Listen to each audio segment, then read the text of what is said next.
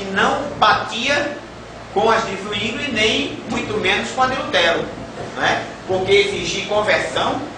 Ele casou? Não, disse eu. Não, na época não. Automaticamente você se tornava membro, sem nenhum problema. Os anabatistas disseram: peraí, isso está errado. E você vê, aí você vê aquilo que gente morreu lá atrás defendendo hoje em todas as igrejas evangélicas. Aí quando eu dou uma aulinha sobre isso na minha igreja, eu digo: olha, irmãos, nós como batistas devemos ter o famoso orgulho santo, se é que existe o orgulho santo. Porque muita coisa que hoje as igrejas evangélicas fazem, nós batistas lá atrás temos a vida. Pagamos o preço lá atrás, para que as outras igrejas tenham hoje o que os anabatistas fizeram lá atrás. Então devemos, se é um orgulho santo, vamos ter.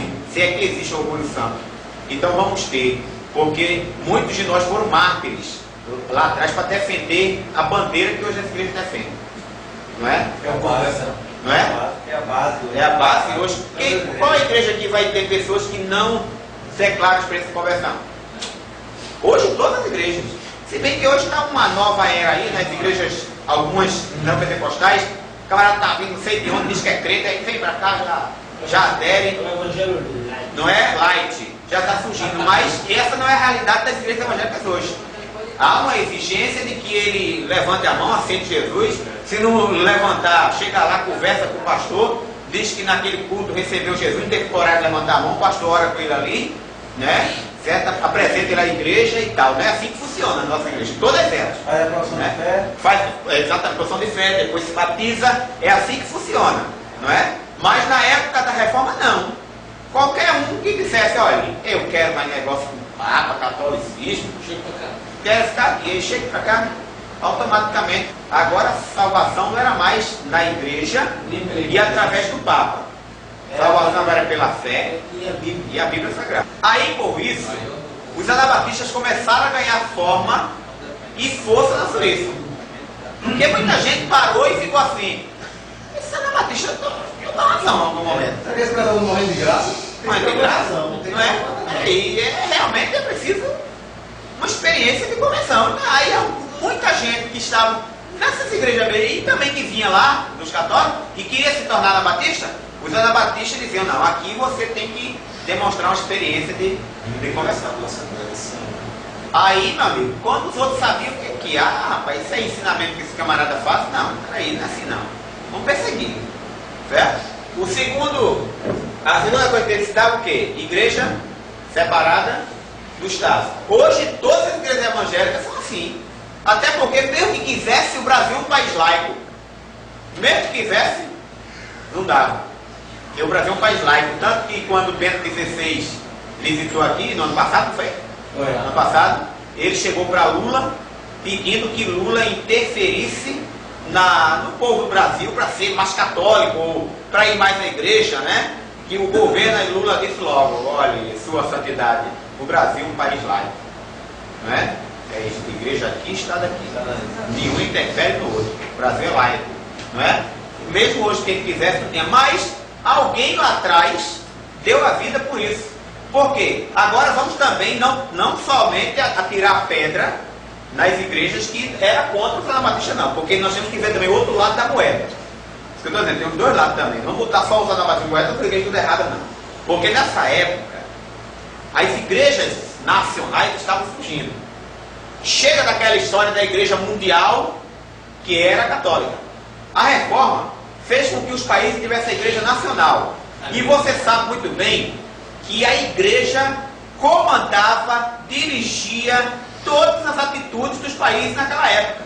Por isso que eu não consigo entender, quando a gente estuda história nas escolas, na época que eu estudei, e hoje talvez não seja muito diferente, você estuda lá na história. Eu me lembro quando eu estudei, ainda na época, na minha época era ginásio ainda. Estudei reforma, contra-reforma, estudei Lutero, que a gente estuda tudo isso na escola, e nunca vi a história lá ligando a igreja. Você não ouve praticamente falar nada da igreja, só vê um Lutero político, só vê uma contra-reforma política, olhando lá para o interior. Gente, não dá para desassociar a história da humanidade, ou pelo menos do povo europeu ali, sem a igreja presente. A igreja ditava tudo, a igreja dirigia tudo. É muito implícito, não pode. Não tem como desassociar isso. Você entendeu? Eu não sei como é que aquela história ensina daquele jeito. A gente vai ver aqui que a igreja mandava e desmandava. O Papa que ditava as ordens, em raríssimas exceções. Por exemplo, na época de Carlos Magno, no ano 800, Carlos Magno governou meu punho de velho e disse: aqui Papa não manda em mim não. Aqui eu que dirijo. Aí o Papa ficou na dele para fazer aquela aliança com Carlos Magno. O Papa, no Natal do ano 800, chegou o Carlos Magno e disse: eu te consagro, te coroou imperador do Santo Império Romano. Em troca, Carlos Magno também ficava com seus exércitos, né, para que a igreja não perdesse terras, lutando contra o inimigo. E ponto final. E aqui anda um pro lado, outro pro outro, sem nenhuma perreira. É Carlos Magno, certo? Mas em outras épocas, o Papa mandava no rei e ponto final. O rei não ousasse falar não, que o Papa ia lá, colocava o interdito no país. O interdito era o quê? Como se fosse assim, excomunhão no país. Ele mandava fechar todas as igrejas, não tinha mais missa dentro da igreja, mandava fechar os cemitérios. Naquela época, a igreja que estava no sertão de Óbito, a igreja que enterrava, e vinha enterrar os mortos aonde? Não dava também a extremunção aos agonizantes, e a igreja, você sabe, ninguém podia morrer sem receber a extremunção, né? Não batizavam crianças recém-nascidas. Aí, meu amigo, pensa no rebuliço do país. O povo se levantava. Poxa, o parente morrendo sem ter, certo? O cemitério peterreno sem ter extremunção antes do camarada partir. Olha a confusão que esse rei se meteu. Aí o rei tem que julgar o Papa, porque o povo chegava lá: o rei vai lá, que eu tenho um pai doente aqui, tá morrendo. A alma dele não é do inferno, não. Vá-se embora. Aí o rei humilhado ia lá, aí se ajoelhava nos pés do Papa, você assim, pronto, você tem que andar aqui, eu comer na minha mão.